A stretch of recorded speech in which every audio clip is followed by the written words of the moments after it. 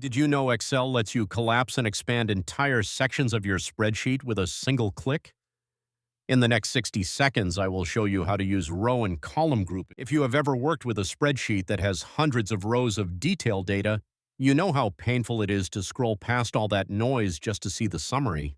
Start by selecting the rows you want to group together. For example, rows 2 through 4, which contain your monthly detailed data under a quarterly summary. With those rows selected, go to the Data tab, and once grouped, Excel adds a small bracket along the left side of your spreadsheet with a minus sign button at the bottom of the group. Clicking that minus sign instantly collapses all the detail rows. Look how clean that is. With one click on the minus button, all 3 monthly rows collapse, and only the Q1 total row remains visible.